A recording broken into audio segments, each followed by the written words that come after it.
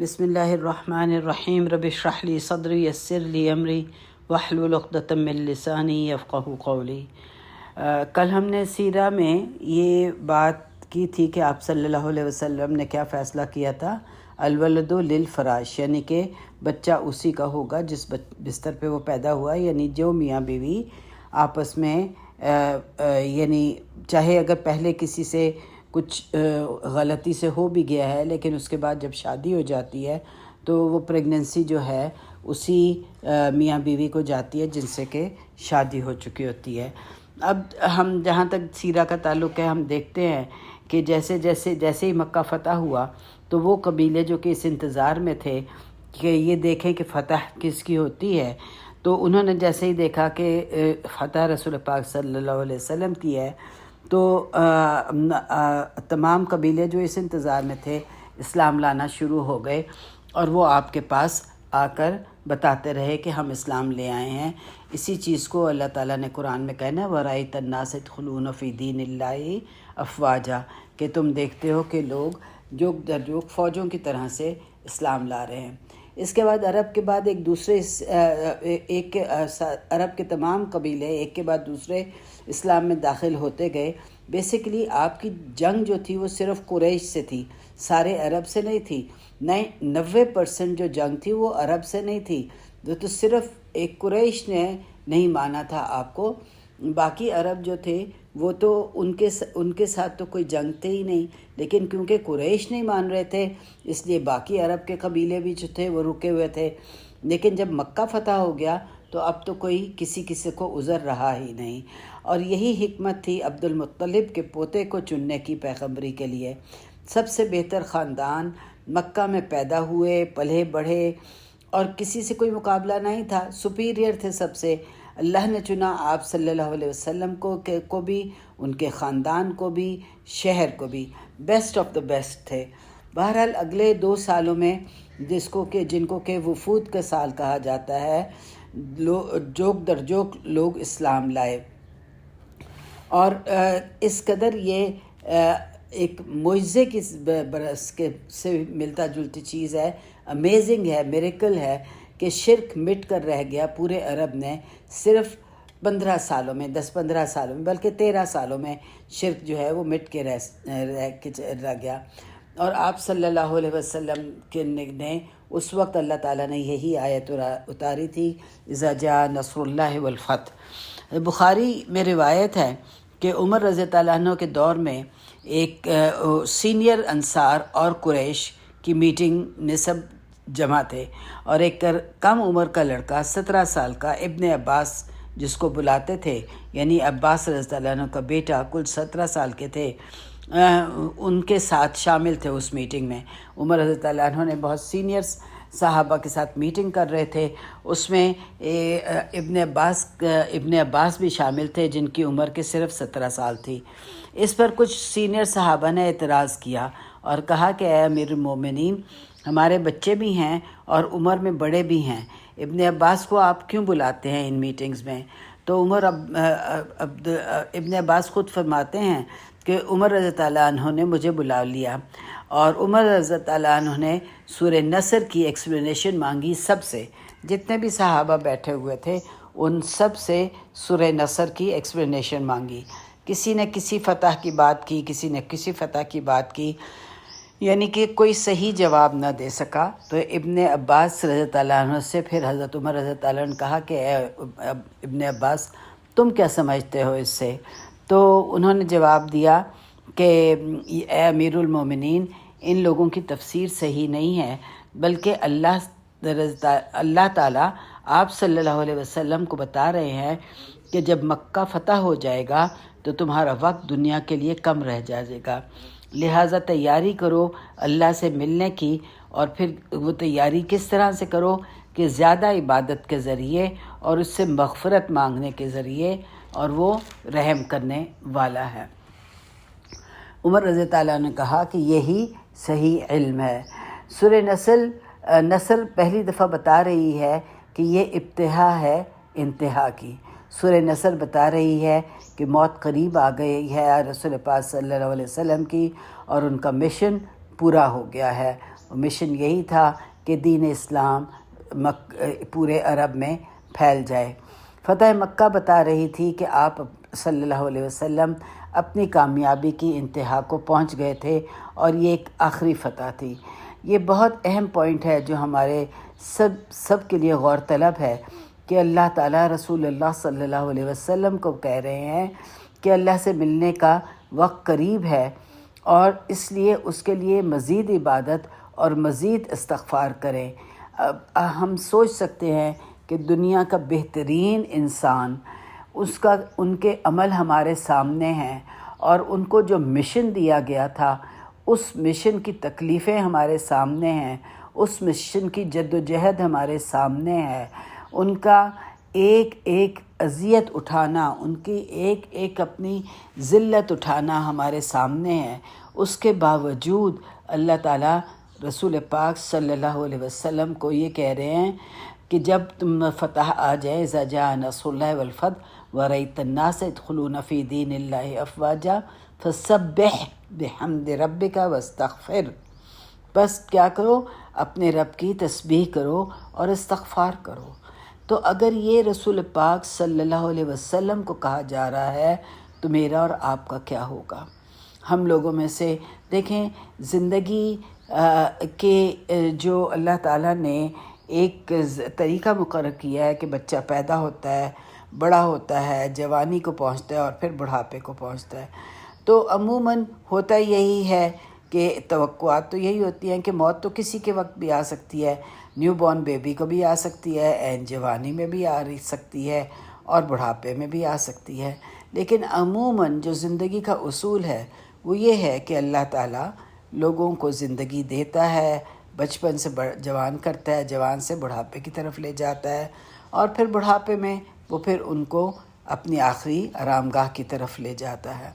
تو ہم میں سے وہ لوگ جو یعنی ایک کہتے ہیں نا کہ اگر 40 سال کے بعد آپ کو عمر مل جاتی ہے تو وہ تو ایک ونڈ فال گین ہے جو آپ کو مل رہا ہے، یا اب آپ 60 سال کہہ لیں، 60 سال کی بھی عمر اگر مل جاتی ہے تو وہ ایک ایکسٹرا نعمت ہے جو ہمیں ملی ہے کہ اللہ تعالیٰ نے دی ہے۔ جو کسی نے آپ صلی اللہ علیہ وسلم سے پوچھا تھا کہ بہترین زندگی کس کی ہے، تو آپ صلی اللہ علیہ وسلم نے فرمایا تھا طول العمر و احسن العمل، یعنی لمبی زندگی اور اس پہ بہترین عمل۔ تو ہم میں سے وہ لوگ جو اپنے بڑھاپے کو پہنچ رہے ہیں، 50 سے اوپر ہو گئے ہیں، اس سے آگے جا رہے ہیں، انہیں کیا کرنا چاہیے؟ اگر اللہ تعالیٰ رسول پاک صلی اللہ علیہ وسلم کو کہہ رہے ہیں کہ تم زیادہ تر وقت اب اپنا تسبیح میں گزارو، تم زیادہ تر وقت اپنا اب استغفار میں گزارو، اور تو مجھے اور ہم سب کو کیا کرنا ہے کہ جب ہم اپنے بڑھاپے کو پہنچیں، ہم 50 سال سے زیادہ کی عمر کو پہنچیں، تو ہمیں اپنی عبادت بڑھا دینی چاہیے، ہمیں اپنا استغفار بڑھا دینی چاہیے، اپنے صدقات بڑھا دینا چاہیے، ہمیں اپنے نیک اعمال بڑھا دینے چاہیے، سوچ سمجھ کے نیک عمل کریں، برائی سے سوچ سمجھ کے برائی سے بچنے کی کوشش کریں، جھگڑوں میں انوالو نہ ہوں، کسی کے ہاتھ کو تنگ نہ کریں، دینے کے لیے صدقے کے لیے اپنے ہاتھوں کو تنگ نہ کریں، جس قدر دے سکتے ہیں صدقہ کریں، اچھی بات لوگوں کو بتائیں۔ دیکھیں احسن العمل کیا ہے، آپ صلی اللہ علیہ وسلم نے کہا تھا طول العمری و احسن العمل، تو ہمیں جو کہ 50 سال سے عمر کی گزر گئے ہیں ان کو طول العمری مل چکی ہوئی ہے، اب احسن العمل رہ گیا ہے، تو اس عمر میں ہمیں اب نیکیوں کی طرف سوچنا ہے، ہمیں ان بھلائیوں کی طرف سوچنا ہے کہ ہم نے کیا نیکی کرنی ہے، ہمیں کیا بھلائی کرنی ہے، ہم نے کس طرح سے اپنے رب کے قریب ہونا ہے، کون سی عبادت زیادہ کر لوں، کون سی نیکی زیادہ کر لوں۔ لیکن ہم یہ دیکھتے ہیں کہ جیسے جیسے ہم عمر میں بڑھتے چلے جاتے ہیں ہم جھگڑے زیادہ شروع کر دیتے ہیں، یہ کیوں نہیں ہوا، یہ کیوں نہیں ہوا، مجھے یہ ملنا چاہیے تھا، مختلف ہماری زندگی میں جھگڑے آ جاتے ہیں، جائیداد کے جھگڑے آ جاتے ہیں، اولاد کی محبت کے جھگڑے آ جاتے ہیں، میاں بیوی کے آپس کے جھگڑے آ جاتے ہیں، حالانکہ اس عمر میں میاں بیوی کو تو اور زیادہ ایک دوسرے کے قریب ہونا چاہیے، ایک دوسرے کا مددگار ہونا چاہیے۔ یہ تمام جھگڑے جو ہم اس عمر میں کرتے ہیں یہ ہمارے رب کو کتنے ناپسند ہیں۔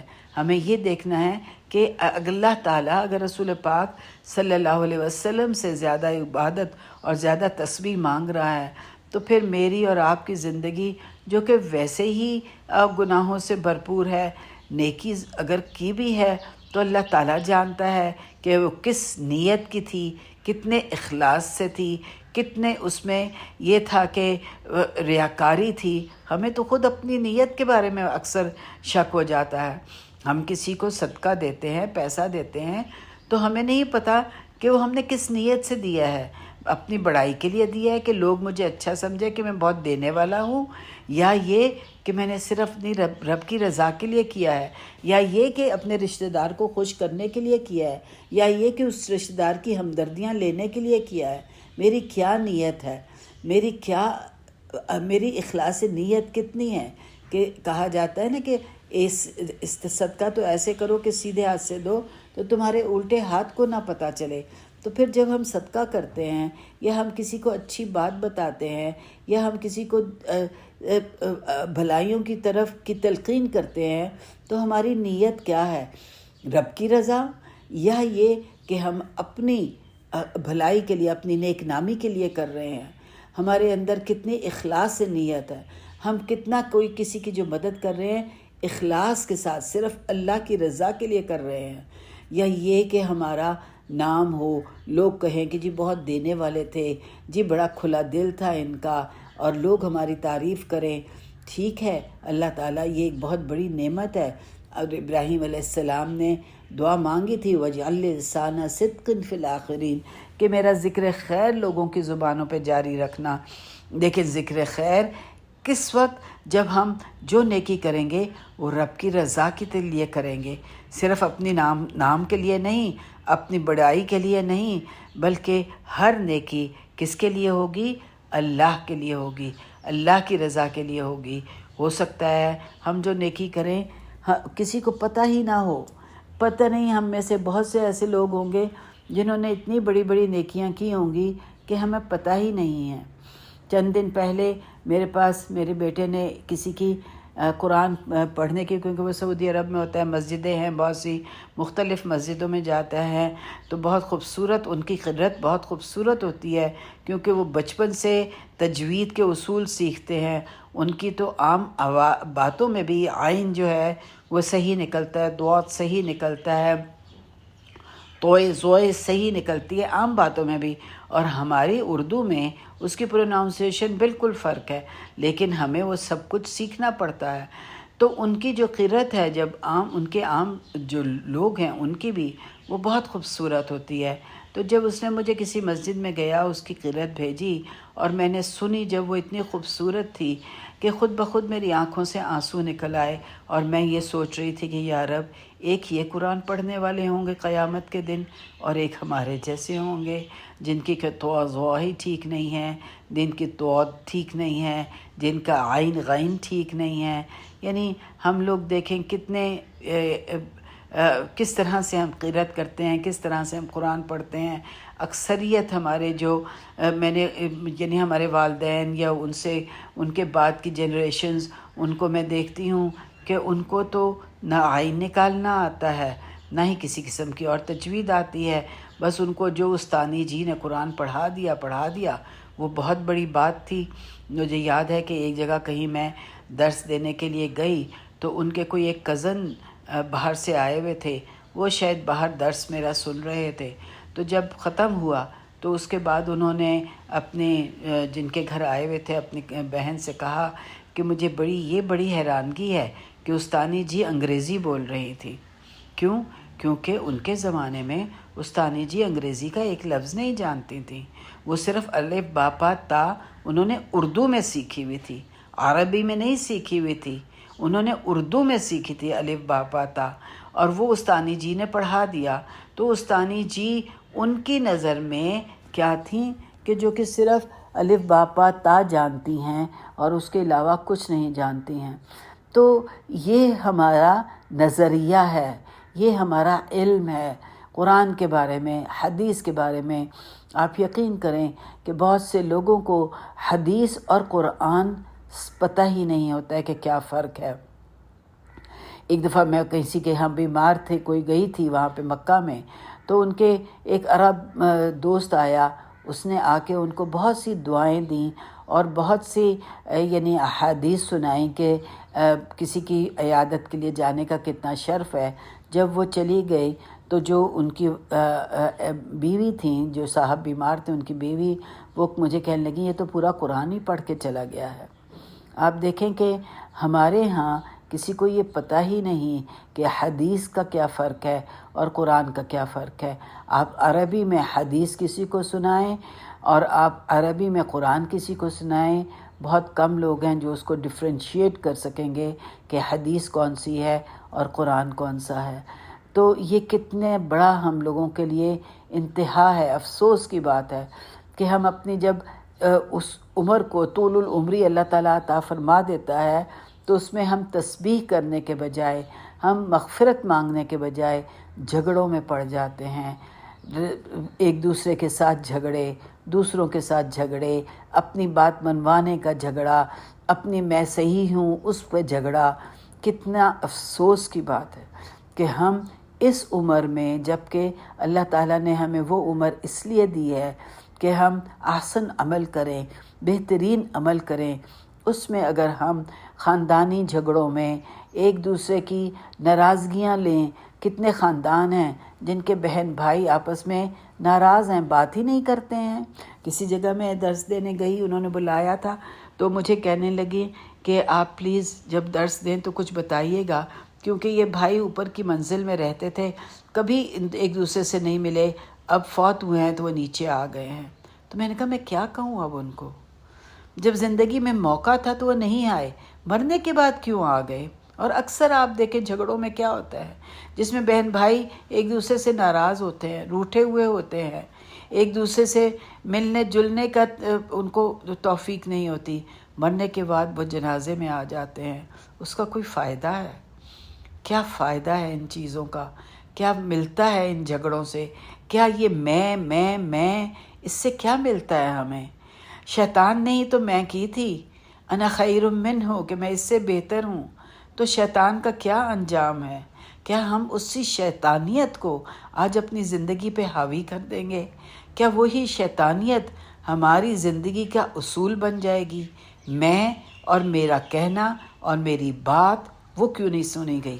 میری بات اہم تھی، میری بات کیوں نہیں سنی گئی؟ کیا یہ زندگی کا اپنا ہم اصول بنا لیں گے؟ تو ہمیں اس چیز سے بہت بڑا سبق لینا ہے کہ رسول اللہ کی عین کامیابی کی انتہا پر آپ صلی اللہ علیہ وسلم کو کیا کہا گیا؟ فسبح بحمد ربک واستغفر، کہ تسبیح زیادہ کرو اور استغفار زیادہ کرو۔ اللہ جو ہم اس عمر کو پہنچ چکے میں یہ نہیں کہہ رہی کہ جوانی میں نہیں کرنا چاہیے، یہ بچپن میں نہیں کرنا چاہیے، کرنا تو اس وقت بھی چاہیے، لیکن پھر آپ صلی اللہ علیہ وسلم کو اس عمر میں کیوں کہا گیا؟ کیونکہ موت قریب تھی، کیونکہ اللہ سے ملاقات قریب تھی، وقت تھوڑا رہ گیا تھا۔ اب اس تھوڑے وقت کو ہم نے کن معاملات میں الجھانا ہے؟ اس تھوڑے وقت کو ہم نے کہاں لے کے جانا ہے؟ سوچیں کہ بس میں ہی کہ میری بات کیوں نہیں مانی گئی، میں زیادہ عقل مند ہوں، میری بات بہت سمجھداری کی ہوتی ہے، تمہاری بات سمجھداری کی نہیں ہوتی۔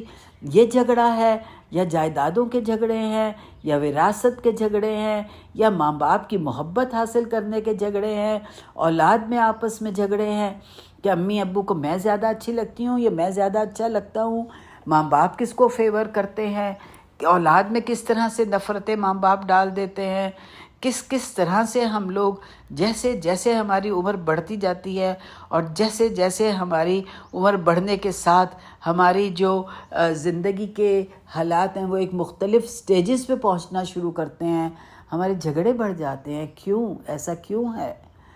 یہ ہمیں سوچنے کی ضرورت ہے۔ ہمیں اپنے دماغ کو صرف سوچ کے ہی نہیں بلکہ اس سوچ کو پھر عمل میں لانے کی ضرورت ہے کہ ہم اپنا وہ وقت جو اللہ تعالیٰ نے ہمیں دیا ہے اس کو ہم اللہ کی رضا کی خاطر استعمال کریں، ہم اللہ کی خوشی حاصل کرنے کے لیے استعمال کریں۔ مجھے کیا کرنا ہے؟ مجھے تسبیح زیادہ کرنی ہے، اس کی عبادت زیادہ کرنی ہے، بھلائیاں زیادہ کرنی ہیں، استغفار زیادہ کرنی ہے۔ ایک میں بات پڑھ رہی تھی کہ جس کے اعمال نامے میں استغفار زیادہ ہوئی وہ کامیاب ہو جائے گا۔ ہم استغفار صرف زبانی نہیں بلکہ اپنا ایک ایک گناہ یاد کریں کہ میں نے یہ گناہ کیا تھا، استغفر اللہ ربی من کل ذنب، یا رب میں نے اس وقت جھوٹ بولا تھا تو مجھے معاف کر دے، یا رب میں نے اس وقت غلط بات کی تھی تو معاف کر دے، یا رب میں نے اس جھگڑے میں حق کا ساتھ نہیں دیا تھا، یا رب تو مجھے معاف کر دے۔ یہ تمام باتیں ہمیں کیا کرنی ہیں؟ ہمیں اپنے اعمال نامے میں لینی ہیں، ورنہ کیا ہوگا؟ ہم خسارے میں رہ جائیں گے۔ اور دنیا کا خسارہ تو ہر بات سے پورا ہو سکتا ہے، لیکن آخرت کا خسارہ کسی اور چیز سے پورا نہیں ہوگا سوائے نیک عمل کے اور ہمارے رب کی رضا کے۔ تو ان باتوں کو سوچیں اور سوچ کے اپنی زندگی کو اس طرف بڑھائیں کہ ہمیں کس طرح تسبیح زیادہ کرنی ہے اور استغفار زیادہ کرنی ہے، بنسبت اس کے کہ ہم گھریلو جھگڑے کر رہے ہوں، ہم وراثت کے جھگڑے کر رہے ہوں، ہم محبتوں کے جھگڑے کر رہے ہوں، اولاد آپس میں لڑ پھر رہی ہو۔ اللہ تعالی ہم سب کو ہدایت سے نوازے، سمجھتے، اور اللہ سے دعا کریں کہ اللہم ارنا الحق حقا وارزقنا اتباعہ ورنا الباطل باطلا وارزقنا اجتنابہ۔ اے اللہ تو ہمیں حق حق دکھا اور اس کی پیروی کی توفیق عطا فرما، اور باطل باطل دکھا اور اس سے بچا لے۔ آمین۔ ربنا تقبل منا انک انت السمیع العلیم وتب علینا انک انت التواب الرحیم، وصلی اللہ علی نبینا محمد وعلی آلہ وصحبہ اجمعین، وآخر دعوانا الحمد للہ رب العالمین۔